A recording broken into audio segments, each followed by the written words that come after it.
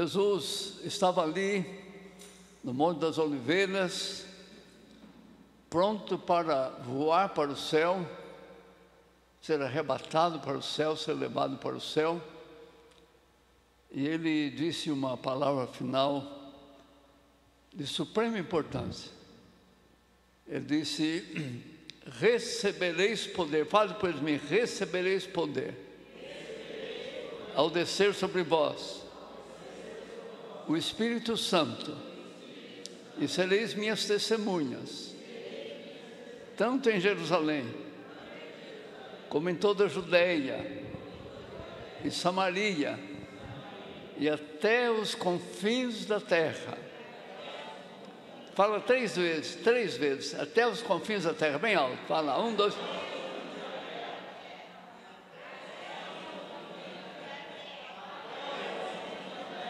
Amém.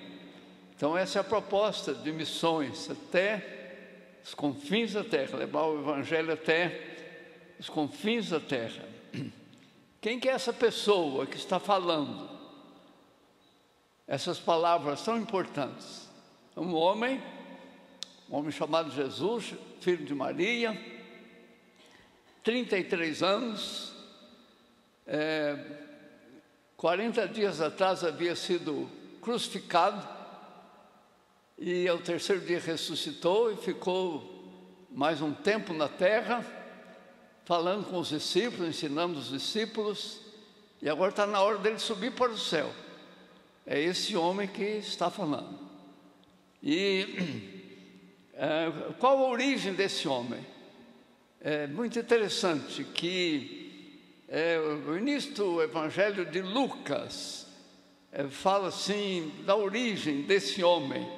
Lucas 1, 31, 33, quando o anjo Gabriel vai a Maria para dizer que ela ia ficar grávida e que ela seria a mãe do Messias, do Salvador do mundo,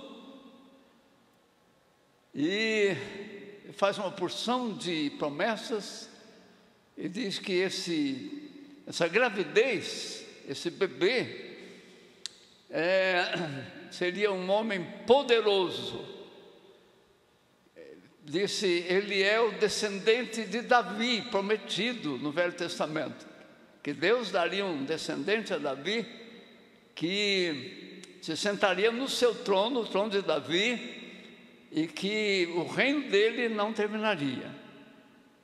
E então Deus fala com Davi e diz: olha, a sua dinastia, o seu governo nunca terá fim, será para sempre através do seu descendente. E o anjo Gabriel diz então que esse ser, esse homem que seria gerado no útero dela, que ele se sentaria no trono de Davi, seu pai, e que não teria mais fim. Então Maria ouviu as promessas e ela entendeu, ela era judia, ela conhecia todo o Velho Testamento, ela sabia das promessas do Messias, ela estava esperando o Messias também, sua família também estava. Agora ela ficou sabendo que ela seria a mãe do Messias, e ela só perguntou: mas como é que vai ser? Eu sou solteira, sou virgem.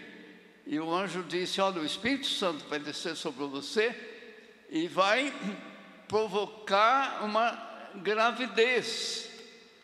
A gente não sabe como é que foi, mas é isso que aconteceu.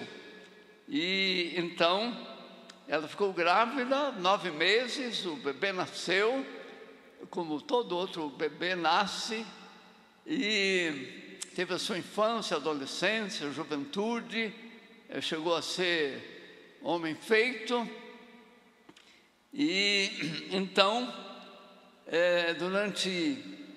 provavelmente a partir da adolescência, trabalhou com o pai na carpintaria, aprendeu o ofício de carpinteiro, se tornou carpinteiro, era o primeiro filho, o filho mais velho, provavelmente se tornou um arrimo de família, sustentava a família, até aos 30 anos, quando ele foi batizado por João Batista, e foi para o deserto, 40 dias, voltou para Galiléia, para Nazaré, e começou então o seu ministério de 3 anos.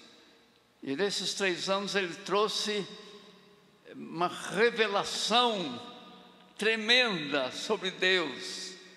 É a partir de Jesus que nós começamos a entender que Deus é Pai, Filho e Espírito Santo.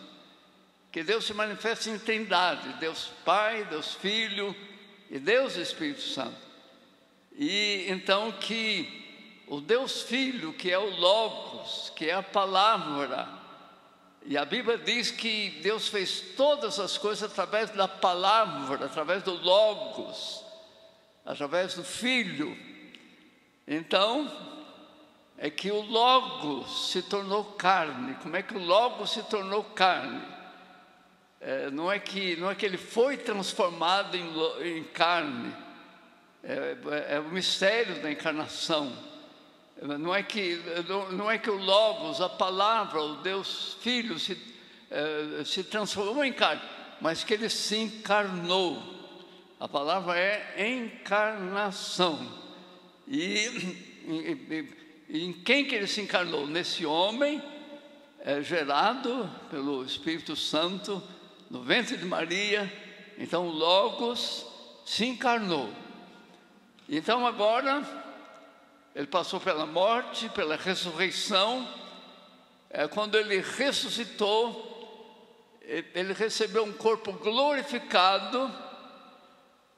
Antes da morte e da ressurreição, o corpo era normal, carne e osso, como nós somos. Então ele, para se movimentar, precisava andar. Ele nunca entrou por uma porta sem a porta se abrir. Era um homem como todos os homens, né? Seres humanos.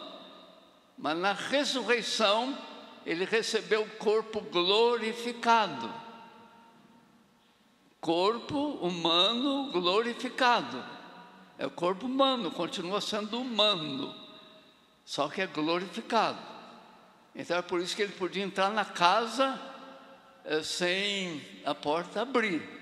Ele podia estar aqui e aparecer em outro lugar, porque agora é um corpo glorificado. Então, ele ali no Monte das Oliveiras, Jesus ressuscitado, com o corpo glorificado, pronto para subir para o céu, ele disse: recebereis poder ao descer sobre vós o Espírito Santo, e sereis minhas testemunhas, tanto em Jerusalém como em toda a Judéia, Samaria e até aos confins da terra. Conversou um pouco mais com eles e começou a subir. Você imagina a cena, Jesus subindo para o céu, um corpo humano, Jesus em pé diante deles, eles vendo o homem Jesus. E aí de repente ele falou: Shalom, agora eu estou indo. E começa a subir. E imagina eu lá, você lá, vendo aquela cena desse homem subindo, não é? E o que eu faria? Eu ficaria extasiado, não falaria nada, vendo aquela cena tremenda desse homem subindo. Imagina 10 metros de altura, 20 metros, 50 metros, ainda dá para vê-lo. 100 metros já fica pequenininho, um pouco mais já não, é uma pontinha lá, e de repente já não dá mais para ver. E não dava mais para ver. Mas o texto diz: mas eles continuaram olhando para o céu. Eu também continuaria olhando para o céu, não é? Que coisa majestosa, que cena tremenda. E eles ficaram ali extasiados, sem falar nada. Eu imagino o silêncio entre aqueles irmãos. Eram muitos irmãos que estavam ali. Não eram só os apóstolos, eram os discípulos também. E eles extasiados e continuando olhando para o céu. E os anjos tiveram que tomar uma providência. Eles não vão poder continuar olhando. Então vamos lá, vamos dar o recado para eles. Então o texto diz que apareceram 2 homens e falaram: olha, eu imagino como é que eles chamaram a atenção daquela pequena multidão ali, né, que estava vendo Jesus subir. Talvez deram um grito: ô gente, escuta aqui, nós viemos falar com vocês. Então eles se voltaram para os anjos e disseram: olha, esse Jesus que acabou de subir para o céu, vai ser recebido no trono de Deus, vai sentar-se à direita do Deus Pai. Ele voltará. Ele voltará. Fala 3 vezes: ele voltará. Ele voltará. Glória a Deus. Olhando para o céu e pensando: ah, que pena, ele foi embora. E agora? O que a gente faz sem ele? E de repente chega a mensagem: ele voltará. Esse Jesus que dentre vós foi recebido no céu voltará. Dá um grito bem gritado: ele voltará. Ele voltará. Da mesma maneira. Dá um grito aí: da mesma maneira. Como viste subir, ele vai descer. Da mesma maneira. Como viste subir. Então dá um glória a Deus bem gostoso. Glória a Deus. Aleluia. Ele voltará da mesma maneira como o vistes subir. E então eles ficam com aquela palavra no coração. Possivelmente, talvez a última palavra que ele deu: vocês receberão poder ao descer sobre vocês o Espírito Santo, e vocês serão minhas testemunhas até os confins da terra. Testemunha de quê? Testemunhas de que Deus cumpriu Gênesis 3,15. Então, quando hoje lemos a Bíblia, até Jesus só tinha o Antigo Testamento, né? Depois o Novo Testamento foi escrito. Então a Bíblia, 66 livros, confirmação de que Deus Pai cumpriu o que falou, e está registrado em Gênesis 3,15. Ele falou isso para o diabo. Gênesis 3,15 é uma palavra de Deus para o diabo. E Deus falou para o diabo, falou: da semente da mulher vai nascer alguém que vai ferir a sua cabeça. Você vai ferir o calcanhar dele, mas ele vai ferir a sua cabeça. Isso significa: ferindo o calcanhar, a pessoa continua viva e forte e capacitada. Ferindo a cabeça, acaba. É isso que Deus falou para ele. Ele vai ferir a sua cabeça, você vai acabar, porque ele vai ferir a sua cabeça.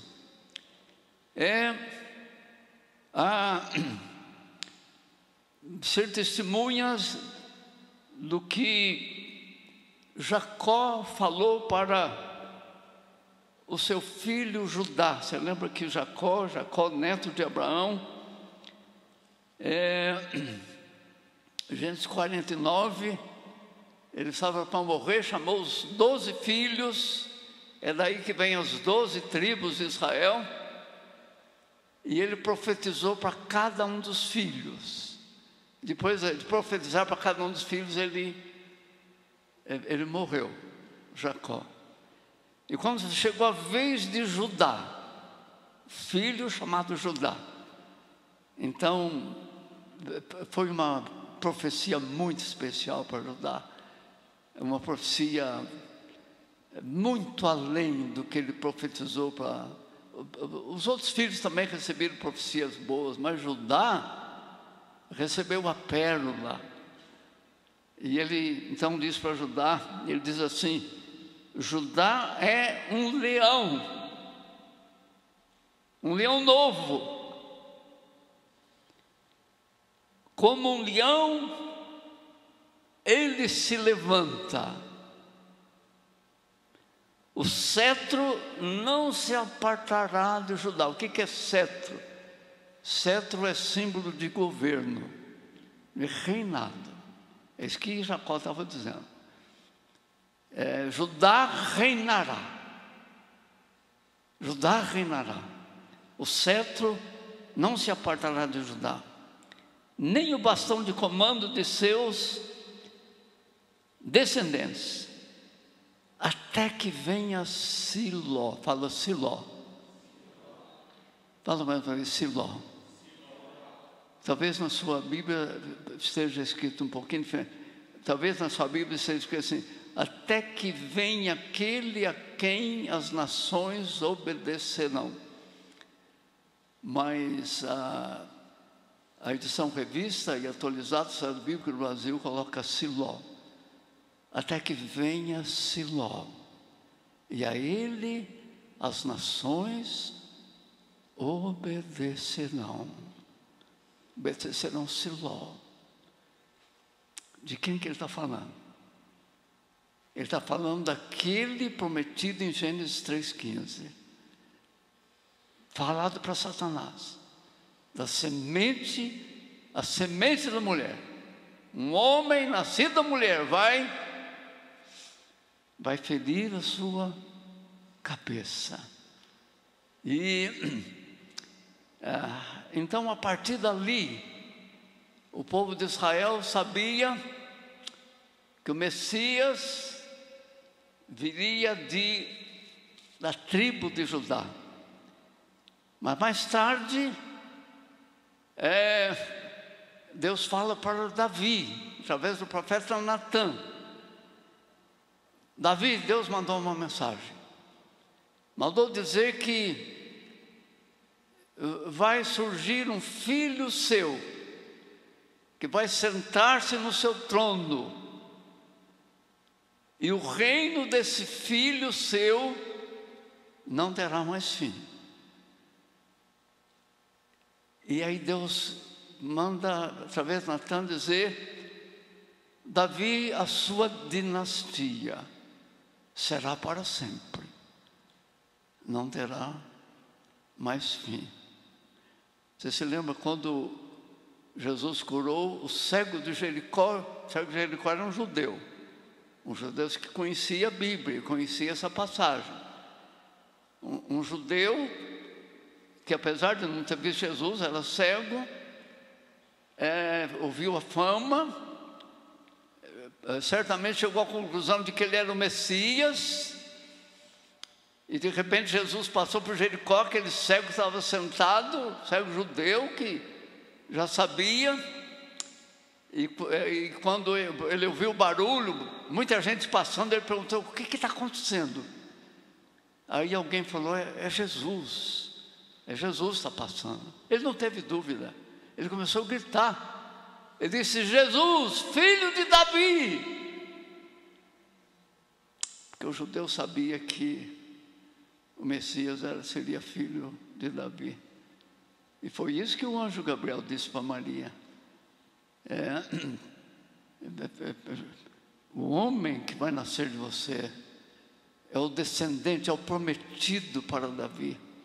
Então nós somos testemunho de quê? De que a promessa do descendente de Davi foi cumprida, e que chegou aquele que é o rei, e que vai sentar-se no trono do governo da terra. E como Davi foi vencedor em todas as coisas, Davi nunca perdeu uma batalha. Davi ganhou todas as batalhas, aumentou o território de Israel. Então ele é o filho de Davi, vai sentar-se no trono de Davi, e o reino dele não terá mais fim. Então nós somos testemunhas de quê? Nós somos testemunhas de que nasceu o descendente da mulher que pisou na cabeça da serpente, destruiu a serpente, e que agora, por um período de quase 2000 anos, está no céu. A gente nem sabe por que está demorando tanto, 2000 anos, né? Os apóstolos pensavam que ele viria naquela geração, ele não veio. A próxima geração pensava, agora ele vem, não veio. E aí nós estamos vivendo nessa época, 2000 anos. Nós estamos em 2021, daqui 13 anos, 2030, daqui 12 anos, 2033, vai fazer 2000 anos que ele morreu. 2033 completa 2000 anos, né? Que Jesus morreu, ressuscitou e foi para o céu. Então, por que tem que demorar muito? A gente pode pensar em algumas coisas. Uma delas é que a Bíblia diz que a igreja vai voltar com Jesus para reinar na terra. E a igreja precisava de um tempo. E esse tempo está sendo um tempo de treinamento para reinar com Cristo. Outra razão pode ter sido que, se Jesus voltasse na segunda geração após Jesus, o número de crentes seria muito pequenininho, muito pequeno. A população da terra era uns 300 milhões na época. E então, será que havia 5 milhões, 10 milhões de crentes? A gente não sabe. Mas a igreja era muito pequena. E é preciso uma multidão para reinar com Cristo. Apocalipse diz que vai haver uma multidão incontável, todas as tribos, nações, línguas, povos. E então precisava alcançar só uma parte da terra que era conhecida na segunda, até o ano 500, até o ano 1000, até o ano 1500. Era só uma parte da terra que era conhecida. As Américas não eram conhecidas, a Austrália, outras partes da terra não eram conhecidas. Então precisava um tempo, há outras razões. Mas ele voltará. Ou você já perdeu a esperança? Que está demorando demais. Ele voltará. Então, nós somos testemunhas de que o Rei voltará. Que Jesus voltará. E que Ele reinará em toda a terra. Você crê em Zacarias 14? Você lembra de Zacarias 14? Zacarias 14 está bem no final do Velho Testamento. Penúltimo livro. O último livro é Malaquias, o penúltimo é Zacarias.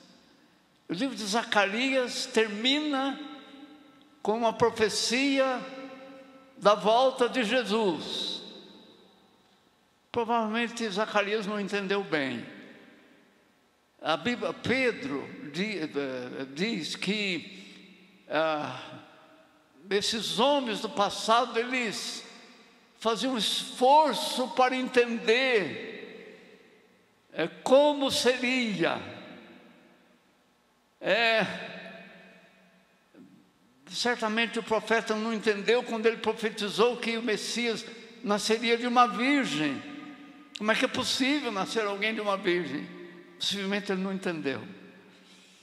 Quando Jesus veio, os judeus não entenderam algumas coisas. Eu não culpo os judeus, que eles foram incrédulos, que eles... Se eu estivesse lá, e conhecesse bem o Velho Testamento, provavelmente eu também ia ficar na situação deles. Jesus falou para Pedro, Pedro entendeu.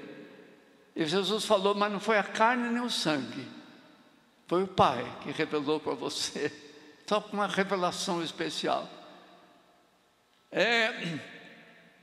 Por que eles esperavam o Messias como rei? E não podiam crer que esse homem andando a pé, descalço, carpinteiro, fosse o Messias. Porque as profecias do Velho Testamento davam essa ideia de que o Messias vem como rei. Era difícil entender. E quando você pega Zacarias 14, você fala, eles não podiam entender mesmo. Porque Zacarias 14 diz que naquele dia os seus pés estarão sobre o Monte das Oliveiras. E naquele dia ele se tornará rei sobre toda a terra. Zacarias 14. E diz que todas as nações da terra terão que vir a Jerusalém para adorar o rei. Hoje nós sabemos, é o rei Jesus, mas eles não sabiam.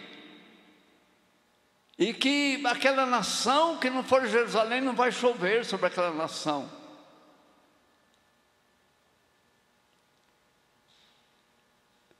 Mas eu sou testemunha de que Zacarias 14 vai se cumprir. Vai se cumprir. Passará o céu e a terra, mas as minhas palavras não passarão. Naquele dia da volta de Jesus. Lembra que Jesus vem em duas etapas. Ele vem primeiro nas nuvens, não vem na terra. É a igreja que sobe ao encontro dele. O povo da terra nem vai entender bem o que estará acontecendo. Vai ter muitas teorias, né? O que estará acontecendo na terra. Só a igreja vai vê-lo. E a Bíblia diz, bem-aventurados aqueles que são chamados para a ceia do Cordeiro, a festa de casamento do Cordeiro com a igreja que subiu. Esse casamento, ele fala da perfeita união entre a noiva e o noivo. Hoje a gente luta para ter a mente de Cristo, porque a gente está ainda numa situação difícil, complicada, e a gente quer ter a mente de Cristo e luta, mas sente que falta, a gente não consegue uma coisa perfeita. Mas naquele dia haverá um casamento de mente, de conhecimento, de revelação. A noiva, os salvos, as bodas do Cordeiro. E Apocalipse 19 começa com uma aleluia. Quando você pega o capítulo 19 de Apocalipse, a primeira palavra é aleluia. E aí você continua lendo, é que chegou o dia. E depois você continua lendo, é Jesus descendo acompanhado pelos exércitos de Deus. E com esses exércitos de Deus, ele então se assentará no trono do governo da terra e reinará sobre a terra, que o Apocalipse descreve como milênio. período de governo de Cristo com a igreja sobre a terra. E depois aparece a revelação da nova Jerusalém descendo do céu, né? Após o milênio. Antes aparece o julgamento final, que se dá depois do milênio. Aí vem a nova Jerusalém e vem as outras coisas para o futuro.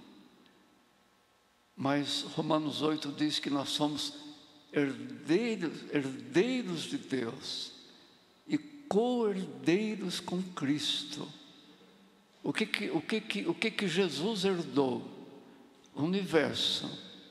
E nós somos co-herdeiros. Se fosse você, dava um glória a Deus. Eu estou dizendo para você que você tem uma fortuna que está te esperando lá na frente. Você vai ficar muito rico. Você vai ser um privilegiado, uma privilegiada. Há uma promessa sobre a sua cabeça, que um dia vai se cumprir. Está demorando um pouco, mas vai chegar. Herdeiros de Deus. Co-herdeiros com o Senhor Jesus Cristo. Aí, se eu tivesse mais meia hora, eu ia falar para você uma porção de coisas que eu anotei, mas eu quero ficar dentro do tempo. Deixa eu terminar dizendo que o homem Jesus venceu Satanás. Não foi Deus que venceu Satanás. Deus não tinha sido derrotado por Satanás. Então Deus não tinha que vencer Satanás. Ele sempre foi vencedor sobre Satanás. Quem perdeu a guerra contra Satanás foi o homem, foi a humanidade. E quem tinha que reconquistar o território perdido era a humanidade. Então precisava de um homem que nascesse sem pecado. É por isso que Jesus nasce de uma virgem. Porque se nascesse da relação de um homem e de uma mulher, ele nascia pecador, como todos nós nascemos pecadores. Por isso que ele tinha que nascer de uma virgem, para não ser contaminado com o pecado. Ele tinha que nascer como o primeiro Adão nasceu, sem pecado. Esse outro Adão, 1 Coríntios 15 diz que Jesus é o outro Adão. Tem um Adão do Éden, então agora nasce um outro Adão. E esse outro Adão nasce sem pecado. Ele tinha que ser um homem perfeito, porque se ele tivesse qualquer mancha de pecado, ele não conseguiria enfrentar o diabo. O diabo enlaçaria no pecado. Então tinha que ser um homem perfeito. Ele não podia, tinha que nascer sem pecado e não pecar. Tinha que vencer o pecado. Então Jesus é a semente da mulher que precisa esmagar a cabeça da serpente, ferir a cabeça da serpente. Por isso ele tem que ser um homem perfeito. Então, 1 Coríntios 15 diz que ele é o segundo homem. Tem o homem do Éden e o homem Jesus. Tem o Adão do Éden e o Adão Jesus. E o Adão do Éden começa a humanidade. E o Adão Jesus começa uma nova humanidade dentro da humanidade. Somos nós. Nós somos a nova humanidade. E nós recebemos o Espírito Santo. Recebereis poder ao descer sobre vós, o Espírito Santo. Ficai em Jerusalém, até que do alto sejais revestidos do Espírito Santo. Então somos nova humanidade em Cristo, novas criaturas, nascemos de novo, o Espírito Santo vai habitar em nós, recebemos poder, recebemos unção. E Jesus diz: agora vocês vão por todas as nações e preguem o Evangelho a toda criatura. Quem crer e for batizado será salvo, quem não crer será condenado. O Evangelho do reino. O Evangelho do reino é esse Evangelho que proclama a chegada do reino. Eu estou terminando um outro livro, eu queria muito que você lesse esse livro, e você vai entender melhor quem é Jesus. Esse livro é fruto de uma pesquisa de mais de 5 anos. Um dos livros que eu gostaria que todos vocês lessem, e que trouxe luz sobre mim, sobre Jesus, é o Jesus Histórico. Esse livro é um livro clássico, famoso, sobre a humanidade de Jesus. Eu queria que você lesse um outro livro, Destinado ao Trono, que apresenta essa mesma verdade que eu estou falando. Esse livro é resultado de mais de 5 anos, de muita leitura, muita pesquisa. Eu nunca me dei por satisfeito com as explicações que eu ouço sobre a encarnação e sobre as duas naturezas de Jesus. E eu falei: eu vou ver o que a Bíblia fala. E percebi que faltava alguma coisa, eu precisava entender um pouco mais. Eu comecei a ler e pesquisar muito. Pega a bibliografia desse livro e você vai ver. E talvez, se você ler alguns desse livro, você vai perceber: a semente da mulher esmagará a cabeça da serpente. Siló, a ele as nações obedecerão. Filho de Davi, que vai sentar no trono, e a sua dinastia, o seu governo não terá mais fim. Nós somos as testemunhas dessas coisas, e só poderemos ser testemunhas de verdade se cumprir Atos 1:8 na nossa vida. Aquele missionário em quem não se cumpriu Atos 1:8, ele não é missionário. Ele é um profissional, mas não é missionário. Missionário é aquele em quem se cumpre Lucas 24:49. Fique em Jerusalém, até que no ato você seja revestido de poder. Pode soar assim: fique no vale da bênção. Fala para a missão que você não vai, não. Você só vai quando você for revestido de poder. Tem tanto missionário nos campos que não estão revestidos de poder, e por isso a coisa não anda. Não se cumpriu Lucas 24:49. Não se cumpriu Atos 1:8. Recebereis poder. E aí vem os dons do Espírito, manifestações do Espírito. Aí vem os sinais de Marcos 16. Quando Lucas 24:49 é cumprido, quando Atos 1:8 é cumprido. Que Deus nos abençoe. Eu imagino que a maioria que estão aqui, das pessoas, né, os irmãos que estão aqui, são pessoas interessadas em missões. Procure entender melhor Jesus, a obra que nós temos que fazer como missionários, do que nós temos que ser revestidos para ser de verdade, missionário de verdade. Nenhum general manda um soldado desarmado. As missões têm sido culpadas de mandar missionários desarmados para o campo de batalha, porque não estão revestidos, não têm as armas. Aí as coisas não dão certo. Mas que Deus nos abençoe, seja como a missão de Antioquia, outras missões, como o Brasil enviando missionários revestidos de poder, testemunhas de Jesus até os confins da terra. Vamos levantar um pouquinho só para uma oração.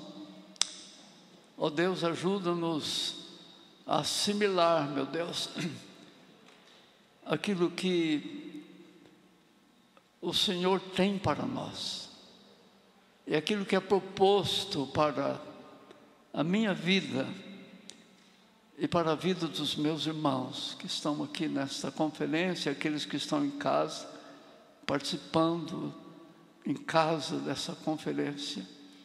Invoco a tua bênção sobre todos nós. Invoco discernimento, conhecimento. Invoco o poder do Espírito Santo sobre nós. Invoco as manifestações do Espírito através de nós. Sinais de Marcos 16, através das nossas vidas, para que Atos 1:8 se realize. Sereis minhas testemunhas, tanto em Jerusalém como em toda a Judéia, Samaria e até os confins da terra. Abençoa-nos assim, Pai, em nome de Jesus. Amém.